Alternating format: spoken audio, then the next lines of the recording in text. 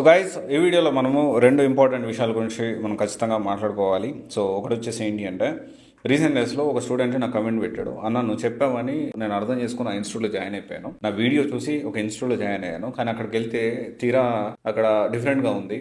So అన్నట్లు ఒకరు మాట్లాడారు దాని గురించి. ఇంకోటి వచ్చేసి ఏంటి అంటే, నేను ఢిల్లీకి వెళ్తున్నాను. సో రేపు 20 వెళ్తున్నాను ఢిల్లీకి. సో ఎందుకు ఢిల్లీ వెళ్తున్నాను అనేది ఖచ్చితంగా మీకు అప్డేట్ చేస్తాను. సో ఫస్ట్ ఆఫ్ ఆల్ నన్ను అడిగి మీరు జాయిన్ అయ్యారా ఐఏఎస్ కోచింగ్, దీని గురించి ఫస్ట్ ఆఫ్ ఆల్ మనం మాట్లాడుకుందాం. సో ఇక్కడ అర్థం చేసుకోవాల్సిన విషయం ఏంటి అంటే, నేను అన్నీ ఓపెన్గా నేను చెప్పలేను.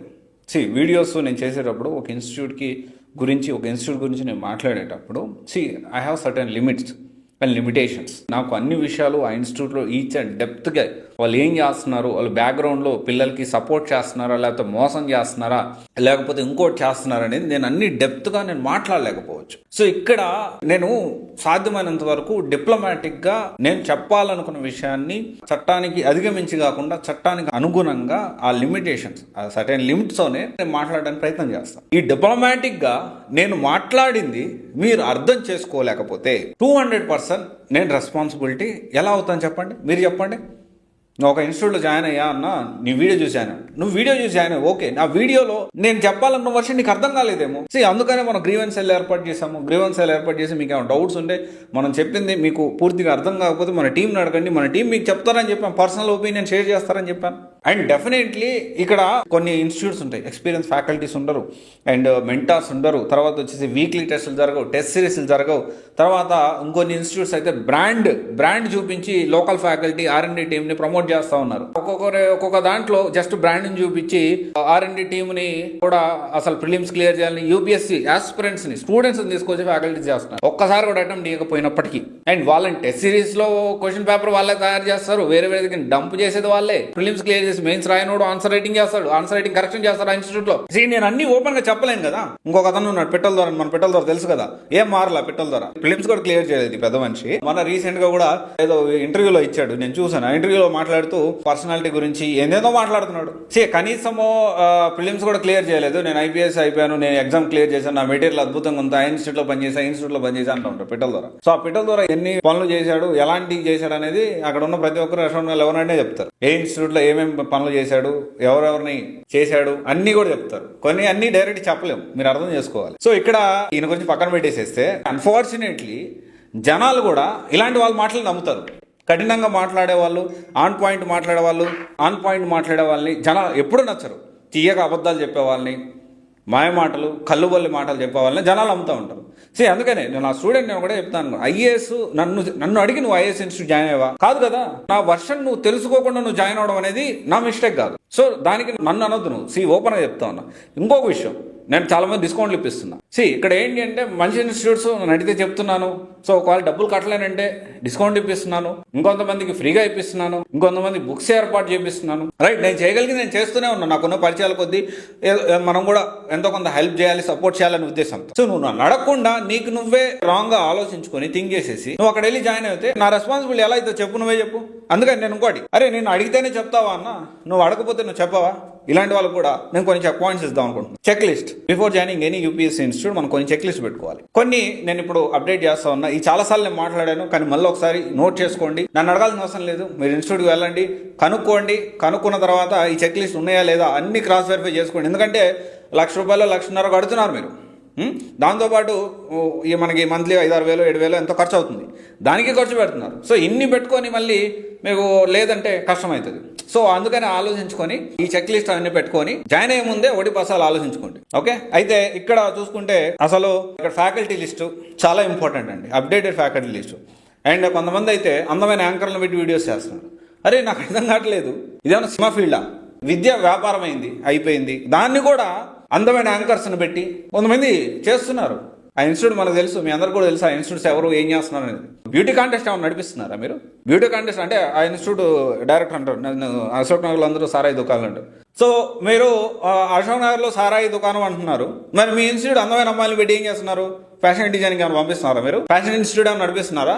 ఎట్లా ఉండాలి ఏంటి, ఇక్కడ నల్లగా తెల్లగా రంగులు వేసుకోవడం, ఏందో ఎక్కడ ఎటుపోతుందో అర్థం కావట్లేదు. సో ఇక్కడ ఏంటి అంటే ఫ్యాకల్టీ లిస్ట్ మనం తెలుసుకోవాలి, వాళ్ళకి నిజంగా ఎక్స్పీరియన్స్ ఎంత ఉంది. అసలు ఎక్స్పీరియన్స్ లేకపోయినా 1,00,000 మంది ట్రైన్ చేశారు, 2,00,000 మంది ట్రైన్ చేశారు, 7 సంవత్సరాల ఎక్స్పీరియన్స్ ఉంది. ఎక్కడుంది 7 సంవత్సరాల ఎక్స్పీరియన్స్? ఎక్కడెక్కడ పని చేసాం? అది క్లియర్గా మీరు తెలుసుకోండి. ఫ్యాకల్టీ లిస్ట్ తెలుసుకోవడం అంటే జస్ట్ ఫ్యాకల్టీ 8 సంవత్సరాల ఎక్స్పీరియన్స్ ఉంది, 1,00,000 మంది ట్రైన్ చేశారు కాదు. ఎంతమంది ఎక్కడెక్కడ పని చేశారు తెలుసుకోండి ఇన్ డీటెయిల్గా. ఆన్లైన్లో కొట్టండి, తెలుస్తుంది ఏ ఇన్స్టిట్యూట్లో ఎక్కడెక్కడ ఎప్పుడెప్పుడు పని చేశారనేది. అండ్ తర్వాత వచ్చేసి ఇది చాలా ఇంపార్టెంట్, షెడ్యూల్ ప్రకారం సిలబస్ ఆన్ టైం కంప్లీట్ అవుతుందా లేదా. మీరు అగైన్ ఇక్కడ ఒక ఇన్స్టిట్యూట్, ఆ ఇన్స్టిట్యూట్ ఎంత దారుణంగా చేస్తూ ఉందంటే 2-3 సబ్జెక్టులు కూడా వాళ్ళు టైం కంప్లీట్ చేయట్లేదు. నన్ను చూసి రండి అంటాడు, ఈయన మాత్రం వెళ్ళి ఆఫీస్కి వెళ్ళిపోతాడు పొద్దున్న సాయం దాకా. నేను పర్సనల్ మెంటరింగ్ ఇస్తాను అంటాడు, ఈయన మాత్రం కనపడ్డా అక్కడ. ఇప్పుడు హైదరాబాద్లో ఉండొచ్చు, బెంగళూరులో ఉండొచ్చు, ఢిల్లీలో ఉండొచ్చు, అక్కడ తిరుగుతూ ఉంటాడు. అండ్ తర్వాత వచ్చేసి మెంటార్స్ చాలా ఇంపార్టెంట్. ప్రిలిమ్స్ సంబంధించిన మెంటార్స్ ఎవరు, మెయిన్స్ సంబంధించిన మెంటార్స్ ఎవరు, మెయిన్స్ క్లియర్ అంటే ఆన్సర్ రైటింగ్ మెయిన్స్ క్లియర్ చేసిన వాళ్ళే ఆన్సర్ రైటింగ్ కరెక్షన్ చేస్తున్నారా లేదా, అండ్ ప్రిలిమ్స్ సంబంధించిన మెంటార్స్ ఎవరు, మనకు డౌట్స్ వస్తే ఎక్స్ప్లెయిన్ చేయడానికి, ఇది మనం ఖచ్చితంగా తెలుసుకోవాలి.